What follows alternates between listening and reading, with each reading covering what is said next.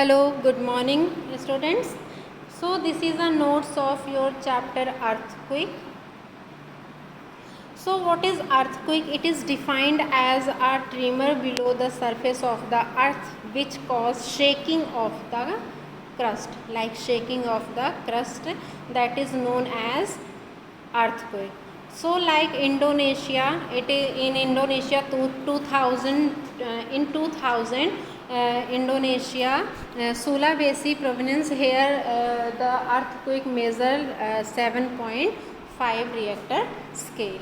So frequency. So the what are the natural causes of an earthquake? There are three natural causes of earthquake. So the first one, it is your volcanoes. Second one, it is your plate tectonics and folding and faulting. The next, what are the man-made causes? The nuclear explosions, blasting of rocks, constructions of huge dam, mining, etc. These are the man-made causes. If we see one example, so Konya earthquake in Maharashtra was caused by constructions of Konya dam in a seismically active region. So what are the anatomy of an earthquake? So there are three types of anatomy of the earthquake. The first one, it is your P wave, second it is your S wave, and the third one, it is your L wave. So the first one, it is your primary P wave. It is the full form of primary or push wave. It is these are the first earthquake waves to be recorded on a seismograph of an earthquake, and they are compressional. The particles vibrate in the direction of movement of the wave, and similar to a sound wave, they can passes through solid, liquid and gas also. The second one, it is your secondary and shear wave. It travels through the earth interior but cannot be transmitted by liquid. You can see P wave transmitted into solid, liquid and gas, but S wave cannot transmitted by liquid. And they are distortical and they are distortional waves in which the particles vibrate at right angles to the direction of movement of the wave. The last one, it is your L surface wave, that is your long wave. That this is discovered after P and S wave and travel along the surface of the earth and are recorded after the P and S wave. So two types of L wave are identified. The first one, it is your love wave, and the second one, it is your Rayleigh waves.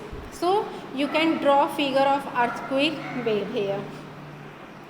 So how many types of measurement of earthquake? So there are three types of measurement. The first one, it is your seismograph. It is the direction of movement of wave, and there passes at a particular point is recorded by an instrument called seismograph. And the second one, it is your Richter scale, and third one, it is your Mercalli scale. So they both are it is an instrument to measure the intensity of an earthquake. What is epicenter? So the epicenter, the point of the earth surface directly above the seismic focus, that is your epicenter. Now what are the effects of earthquake? So there are two effects of earthquake. The first one is constructive and the second one, it is your destructive. So constructive, it is divided into two parts. The first one, it is your energy release, constructive energy release, and the second one, it is your landforms. So let's see what is the energy release. Energy release, earthquake help the earth release its stored up energy in the interior part of the earth, and the majority of the earthquakes occur around the plate margins. Second one, it is your landform, an account of both vertical and lateral displacement of the earth crust. Earthquake may raise or lower parts of earth, especially near the seashore. Like example, Bay of Japan was uplifted up to 200 in 1923. These are the landform can make anything.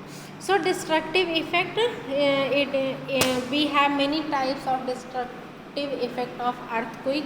So the first one, it is your collapse of structures, submergence, course of river, danger to human life, landslides, fires, tsunami, flash flood. These are the destructive effect of earthquake.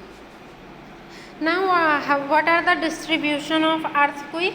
So the Circum-Pacific Mountain Belt, the first one, it is your Circum-Pacific Mountain Belt. This belt has 70% of all earthquakes. A part of San Andreas Fault in the USA lies in this belt, and this fault zone makes California in USA highly prone to earthquake, like example Japan, Philippines and Indonesia. The next one, it is your the Midworld Mountain Belt.